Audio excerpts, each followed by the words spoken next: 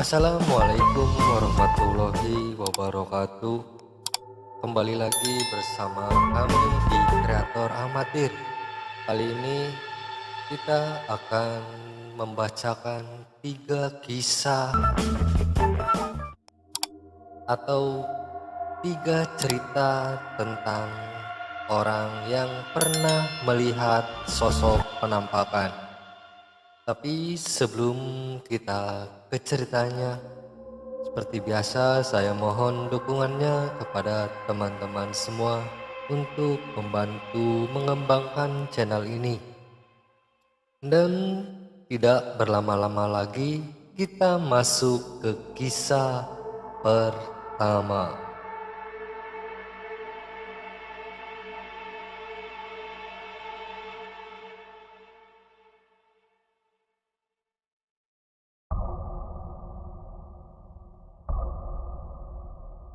Kisah pertama yang berjudul Jalan Buntu atau Penumpang Tanpa Wajah. Namaku Dedi, 34 tahun, pengemudi ojek online sekaligus pangkalan.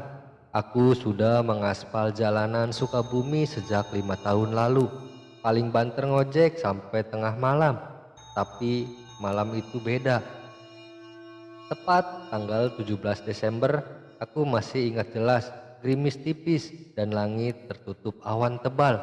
Biasanya aku sudah pulang jam 11 malam, tapi malam itu aku nunggu orderan terakhir sambil ngopi di pangkalan dekat taman kota. Tepat jam 1:12 dini hari, notifikasi masuk. Pemesanan baru, Yanti, penjemputan Jalan Gunung Batu Buntu. Awalnya aku kira salah titik, tapi aplikasi nggak pernah salah. Aku tarik napas, helm kupasang, jaket kututup rapat. Kupacu motorku ke jalan itu. Gelap, sunyi, dan saat itulah hidupku berubah.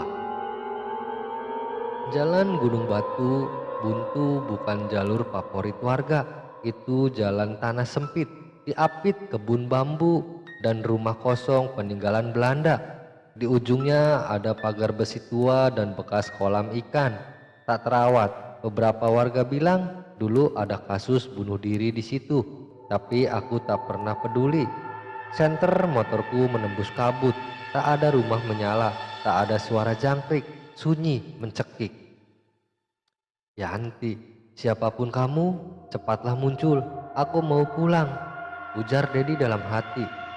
Tiba-tiba sosok bayangan keluar dari balik rumpun bambu. Langkahnya pelan, rambut panjang, wajah tertunduk, mengenakan gaun putih pudar seperti seragam perawat zaman dulu. Teh Yanti ya? Tanya Dedi. Iya Kang, saya di sini. Jawab sosok itu pelan. Suara itu dingin, tidak seperti manusia bicara, lebih seperti angin yang mendesir. Dia naik ke boncengan tanpa sepatah kata. Tak kutoleh lagi, tapi saat motorku mulai melaju, motorku berat sekali, seolah membawa 2 penumpang. Aku menempuh jalan pulang dengan cepat, tapi semakin jauh dari titik jemput, suasana di belakangku semakin aneh. Udara menjadi lebih dingin, napasku menggantung, dan aku mulai mencium bau bunga melati bercampur tanah basah. Itu aroma pemakaman. Aku melirik ke kaca spion, hati ini langsung tercekat. Perempuan itu menatapku, tapi wajahnya tidak ada. Kulit wajahnya mulus, tapi datar, tanpa lubang hidung, tanpa bibir, tanpa mata, hanya permukaan kosong seperti lilin belum dipahat. Astagfirullah, ucap Dedi teriak. Tanganku gemetar, aku banting setir ke pinggir jalan. Motor nyaris terbalik, tapi aku berhasil berhenti. Aku langsung lompat turun, menoleh ke boncengan, dan kosong. Tapi jok motorku basah, seolah baru diteteskan air es, dan ada 5 bekas jari kecil di pundakku, seperti ada yang mencengkram erat dari belakang. Allahu Akbar, ya Allah, dia bukan manusia, ujar Dedi panik. Aku berlari meninggalkan motor, tak peduli. Aku sembunyi di pos ronda terdekat sampai azan subuh terdengar. Besoknya aku coba buka aplikasi riwayat order Yanti. Tidak ada, hilang, seolah sistem tak pernah mencatatnya. Tapi aku tahu, aku tak gila. Aku tanya ke warga sekitar, Yanti, kau bilang jemput di Gunung Batu Buntu? Tanya Pak Sulaiman, yaitu tetua kampung di sana. Iya Pak, perempuan muda, rambut panjang, ujar Dedi. Kang Dedi, 7 tahun lalu ada perawat puskesmas bunuh diri di sana. Namanya Yanti, ditinggal tunangan, gantung diri di pohon bambu. Banyak yang bilang dia masih minta dijemput. Jelas Pak Sulaiman.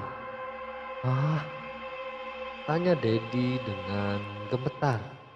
Dan selalu muncul tiap bulan Desember pas tanggal kematiannya. Sambung Pak Sulaiman. Sejak malam itu aku berhenti narik lewat tengah malam, tapi cerita Yanti masih menghantui di pikiranku. Aku tahu aku bukan satu-satunya, karena seminggu setelah kejadian itu seorang driver ojek lain menghilang dan titik terakhir GPS-nya yaitu di Jalan Gunung Buntu. Sebuah catatan. Cerita ini berdasarkan cerita rakyat modern dan urban legend yang beredar di daerah Jawa Barat. Kombinasi mitos, tragedi, dan dunia digital menciptakan horor yang terasa nyata di zaman sekarang.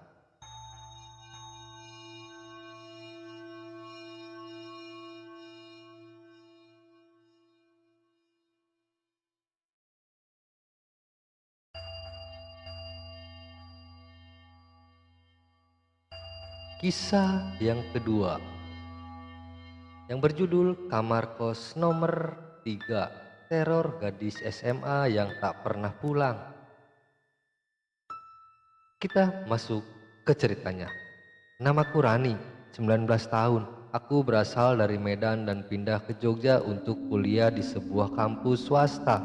Bulan pertama jadi anak rantau seharusnya penuh semangat dan harapan. Tapi semuanya berubah begitu aku menempati kamar kos nomor 3.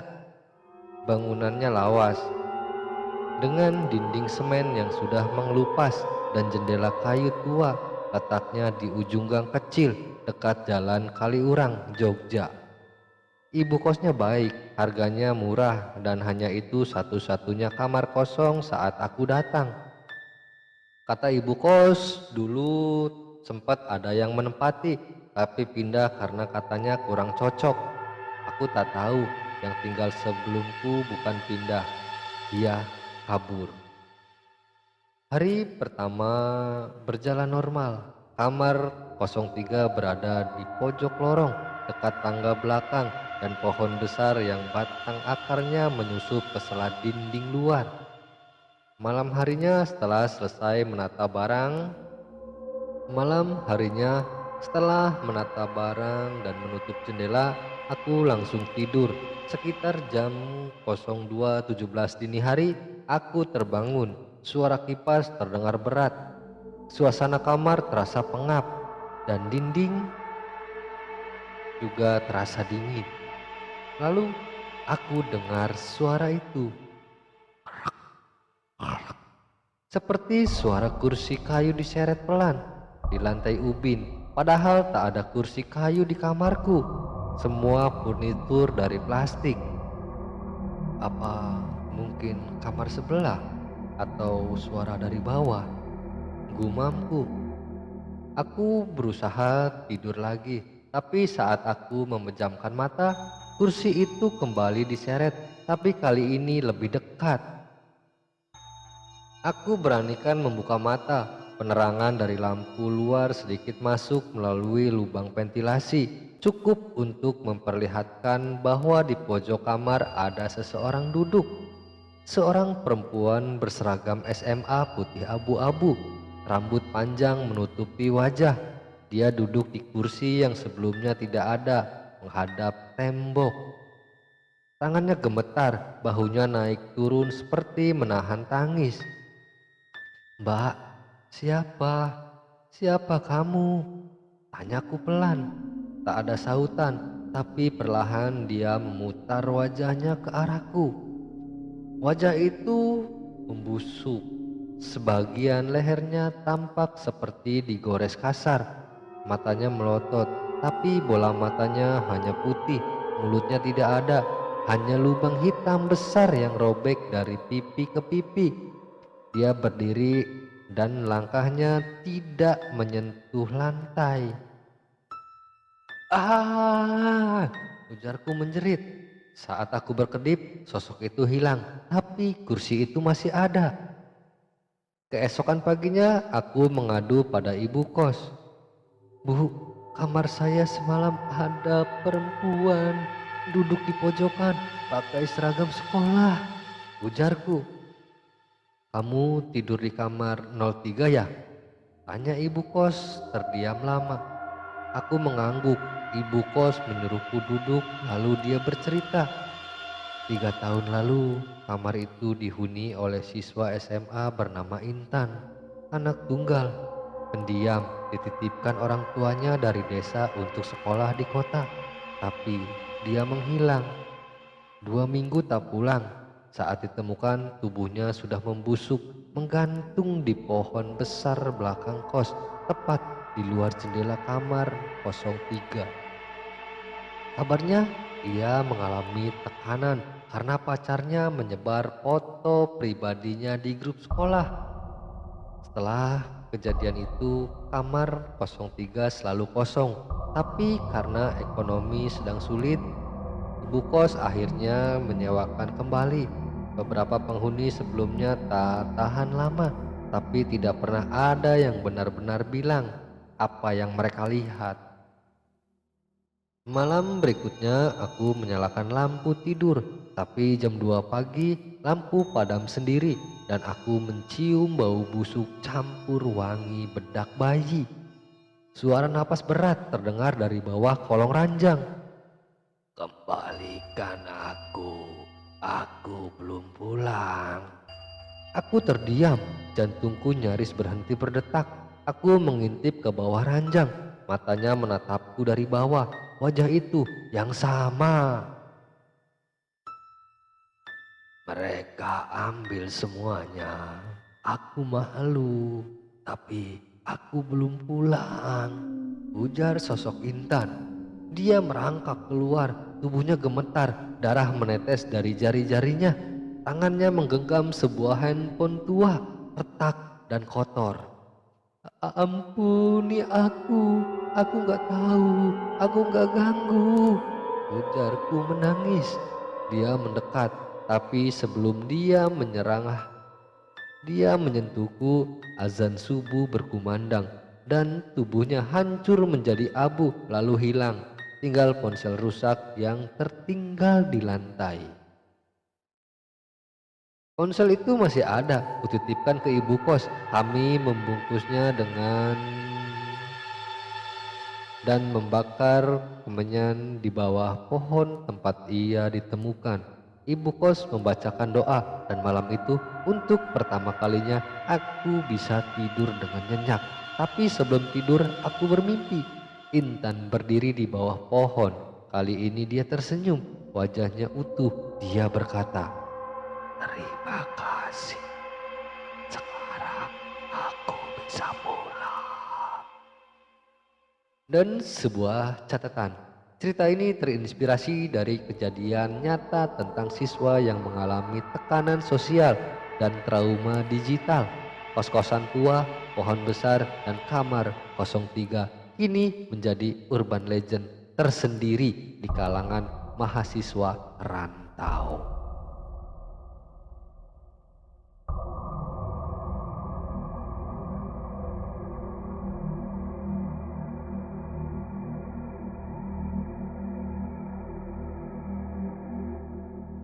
Kita masuk ke kisah yang ketiga yang berjudul Penjaga Rel. Kepala di gerbong terakhir. Namaku Karno, usia 58 tahun. Aku sudah 20 tahun menjaga palang rel kereta api di daerah ujung selatan Banyuwangi, tak jauh dari hutan lebat yang masih dianggap angker oleh warga setempat. Setiap malam tugasku cuma satu, menurunkan palang dan memastikan kereta lewat dengan selamat. Tapi kadang kereta yang lewat tidak tercatat. Kadang penumpangnya bukan manusia. Malam Jumat Kliwon, udara dingin, bulan tertutup awan, jam menunjukkan pukul 1:07 dini hari saat aku duduk sendirian di pos kecil. Hanya berteman radio tua dan kopi hitam yang mulai dingin. Tiba-tiba tanah mulai bergetar seperti ada kereta datang. Tapi tak ada sinyal dari stasiun, tak ada suara klakson khas masinis, tak ada jadwal kereta lewat jam segitu. Ini kenapa rel bergetar? KRL terakhir jam 11 tadi. Gumam Pak Karno membatin. Aku keluar, angin dingin menerpa wajahku dari arah timur. Cahaya muncul sorotan lampu lokomotif. Kereta meluncur dalam diam, tak ada suara mesin, tak ada dengung roda besi.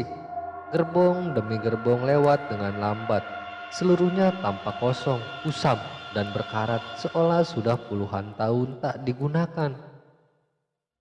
Aku berdiri di tepi rel membantu. Ada rasa dingin yang menusuk tulang. Gerbong terakhir mulai melewati hadapanku dan di jendela sesuatu muncul. Kepala seorang perempuan, tapi bukan kepala normal. Rambutnya panjang acak-acakan, matanya terbuka lebar, tapi yang paling mengerikan lehernya putus. Hanya kepala menggantung di udara, perlahan melayang di luar jendela gerbong. Ya Allah, bukan manusia ini, ujar Pak Karno berbisik. Kepala itu menatapku dan tersenyum. Senyum pelan, namun dalam senyum seperti mengenaliku. Seolah berkata, kamu juga akan melihatku lagi. Ketika gerbong itu hilang di tikungan, suara siulan pelan terdengar dari balik rel seperti menyanyikan tanpa lirik. Aku terjatuh, lututku lemas, dan malam itu aku mengurung diri di pos, tak berani keluar sampai pagi datang. Esok harinya aku mengadu ke Pak Mulyo, pensiunan penjaga rel yang dulu mengajariku. Lelaki tua itu hanya terdiam lalu menyuruhku duduk dan berkata, kalau kau lihat kepala itu, berarti waktumu mulai dihitung. Ujar Pak Mulyo. Apa maksudnya? Tanya Pak Karno. Dulu tahun 1997 ada kecelakaan kereta malam di rel yang sama. Gerbong terakhir terguling. Seorang perempuan hamil ditemukan tewas. Tubuhnya remuk, kepalanya terlepas dan tak pernah ditemukan. Sejak itu, kadang kereta hantu muncul jam 1 pagi dan kepala itu ikut, tapi tak semua orang bisa melihat. Yang melihat biasanya akan dapat kunjungan yang kedua. 3 malam setelah kejadian itu, aku mimpi buruk. Di dalam mimpi, aku berada di dalam gerbong terakhir, tapi sepi, tak ada cahaya. Tapi dari ujung lorong gerbong, kepala itu datang melayang. Mata menatap, mulut mulai membuka, dan dia berkata, aku belum sampai tujuan. Aku terbangun sambil berteriak, tapi keringat dingin membanjiri tubuhku, dan lebih aneh lagi, sepatuku basah berlumpur, seolah baru turun dari rel. Sejak malam itu, aku tak lagi menjaga di rel setiap Jumat malam, tapi aku tetap tinggal di rumah kecil dekat rel, kadang jam 1:07 dini hari. Tanah masih bergetar, lampu kereta menyala samar, gerbong karat meluncur diam, dan dari jendela belakang Seseorang tetap menatapku. Dia masih belum sampai tujuannya dan mungkin tak akan pernah sampai. Sebuah catatan, cerita ini terinspirasi dari kombinasi kisah nyata dan legenda urban legend yang sering muncul di dekat jalur kereta lama di Indonesia, tentang kereta hantu yang hanya muncul pada malam tertentu dan hanya bisa dilihat oleh mereka yang akan diingat oleh yang tak kasat mata. Dan terima kasih untuk teman-teman semua. Untuk part sekarang kita hanya membacakan 3 kisah. Seperti biasa kami mohon dukungannya kepada teman-teman semua. Dan sekali lagi saya ucapkan banyak terima kasih. Wabillahi taufiq wal hidayah. Wassalamualaikum warahmatullahi wabarakatuh.